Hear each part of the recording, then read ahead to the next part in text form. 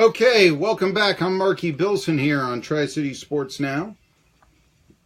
And it's Super Bowl week. I mentioned beginning conversation about the old Super Bowl highlight films that were rerun. Of course, I guess the big news in sport, the national sports news, were the All-Star games that were played.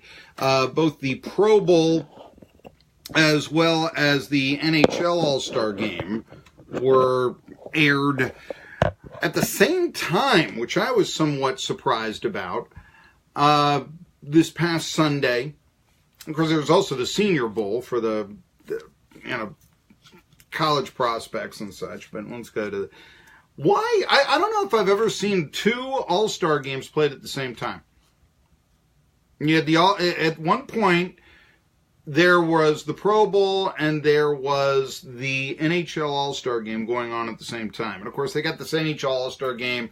It's a 3-on-3 thing. I don't like 3-on-3 hockey. I mean, I understand they want to try to take, make sure nobody gets hurt and emphasize the scoring and all this. I've said this as one of my 18 undeniable truths of sports and hockey. I just, look, I've grown to really like the shootout. It is part of the game. I mean, you've got the penalty shots there. Saw the Olympics 4 years ago, TJ Oshie going until, he could not go anymore for the Americans. It was just something to watch. I remember the first Winter Classic, which was won on a Sidney Crosby shootout goal.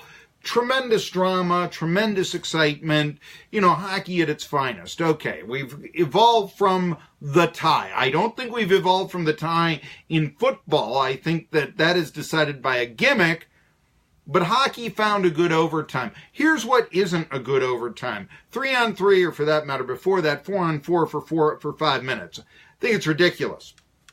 You don't have the 10th inning played without outfielders. Then again, Rob Manfred might be putting runners at second base just for the heck of it in the 11th inning, as they did in the minor leagues and in softball earlier. But we've got those gimmicks. But the NHL All-Star game, by going to 3-on-3 tournaments, I mean, that was something of a gimmick. The Pro Bowl, I keep hearing people say that it's doomed, that, nobody wants to go to it. To be honest with you, it's been that way for 50 years, at least. I know I once told on this very radio station the story of Jack Kemp's last game, former presidential or vice presidential candidate, 1996. Remember on Election Day in 96, on these very airwaves, telling a story about Jack Kemp's last game. And it was the very last American Football League game ever. It was the AFL Pro Bowl in 1970 in Houston, Texas, at the Astrodome. And the AFL wanted Namath to play for the East, and Namath didn't want to play. So, Joe Namath. So they called up who's willing to come in, and basically called Jack Kemp out of retirement after a 4-10 year with the Bills. Hey, you won some AFL titles a few years ago. Would you do this? Absolutely. Be happy to. He just asked for some tickets to give to some of his buddies at NASA because he had political aspirations even back then. I think that's legitimate. And there you go. That was the case. So, even 50 years ago, players weren't wanting to go to the Pro Bowl. The problem I see now with the Pro Bowl is that it's almost looked now as a loser's game, because you don't have anybody on the Super Bowl teams. They're playing it the week before the Super Bowl and not afterwards. So, whereas, certainly, it used to be the Pro Bowl was coached by the coaches who had lost the conference championship game. We get that. But now it really is a loser's game. You really don't go to now Disney World or historically Hawaii to watch the for that family vacation and all this. I did think, at least from what I saw of it, I remember a couple of years ago, you'd run running plays, and it looked like a flag football game. It's at least doesn't have that feel. That's a good thing. So I keep hearing people call for the demise of the Pro Bowl.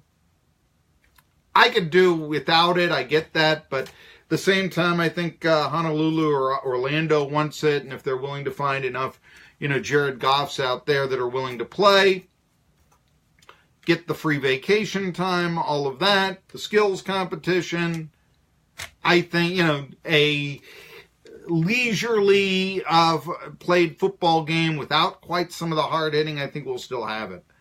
I know Roger Goodell has said, why do we have this and all this? I'm not dying for the Pro Bowl, but I would move it back after the Super Bowl instead of the week between. I really would. Due to the fact that until you do that, and then it's looked at as a loser's game, because obviously nobody who played in the Super Bowl is going to play in the Pro Bowl. NHL All-Star Game was always, I thought, a nice showcase of the stars. And it's very important, I think, because it actually showcases the stars. But that game should have been played not in competition with the Pro Bowl. Because that was, especially with the Pro Bowl on ABC and the NHL All-Star Game on NBC, that was going to be a tough watch for someone like me, who loves hockey, who's been to the Hockey All-Star. I've been to the drills, to the the workout, that sort of thing. Who's been liked all of that environment before, and has many fond memories. Believe it or not, I've always thought the Hockey All-Star Game was the second best one of the competition, but they gimmicked it up, and frankly, trying to go against the Pro Bowl isn't going to work. So that's sort of the thing that I look at there. I want to look at one comment here as I look through. I want to get to, I'll be talking in a few minutes, by the way, to Jeff Hartzell of the Post and Courier down in Charleston. By the way, speaking of just hockey, it looks like Seattle is going to get a new expansion team.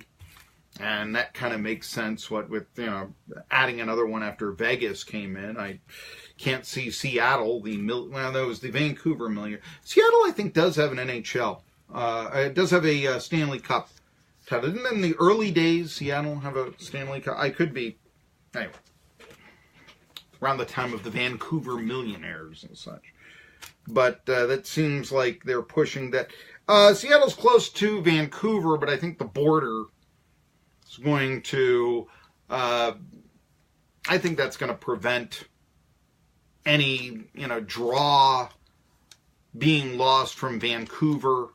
I am not an expert on the sports culture of either Vancouver or Seattle. I can sing for you the fight song of the British Columbia Lions, Roar You Lions Roar. I will refrain from doing that at this time. But I can tell you that, when you've got that border and trying to go through and all that, and kind of the idea of going to a hockey game, even though those two cities are somewhat close, that can be difficult. It can really, limit regional franchise draw. So perhaps Seattle is a good choice to have a expansion team in the NHL. So another late night game, one a year, maybe a couple of games a year for Nashville. Or would Nashville actually, you think that might actually push them into the East? Think about that.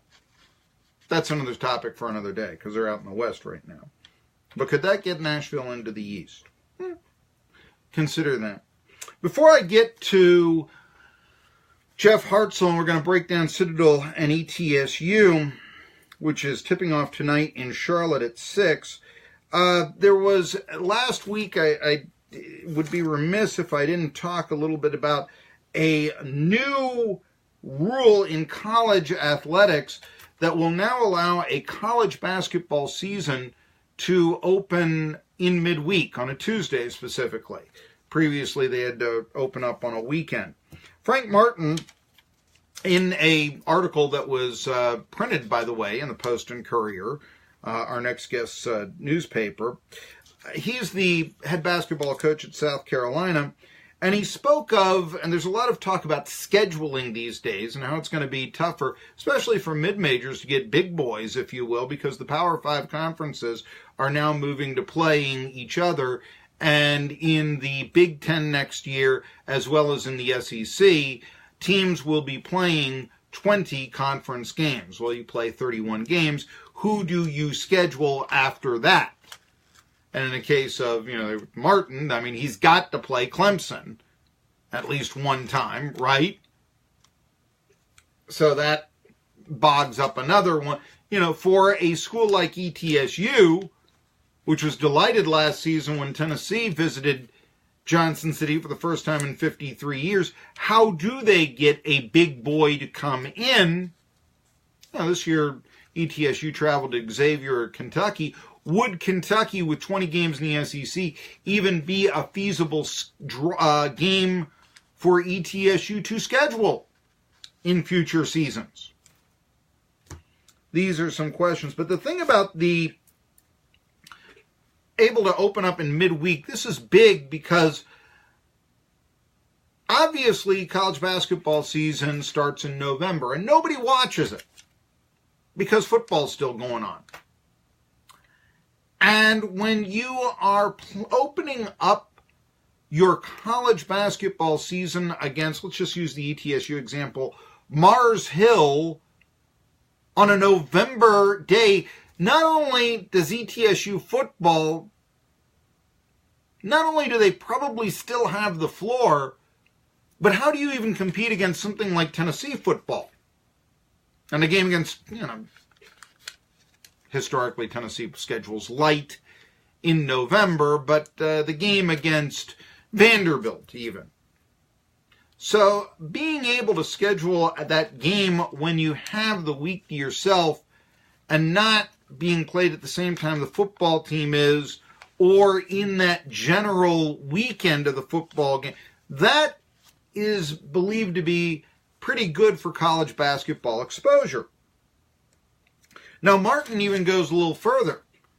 He'd like to start the season after Thanksgiving, after college football season is by and large over, at least for the teams with losing records, that he would like to eliminate 2 games from the 31 on the schedule, go down to 29. You're going to have the 20 conference games. What do I need with 2 games against smaller teams played at a time nobody really watches them? Interesting concept that would definitely hurt mid-majors from getting games against the big boys and payouts. There's no easy way to do scheduling. We know that. It's just a matter of, though, it's changing. There'll be more conference games, and it may be more and more difficult for the mid-majors, for the ETSUs and such, to get the exposure that they have before against major opponents. One guy who knows mid-major basketball real well is Jeff Hartzell. He covers the Citadel down in Charleston with the Post and Courier. I'll be talking to him next on 1420 NBC Sports Radio Tri-Cities. I'm Marky Billson. Tri-City Sports Now returns after this.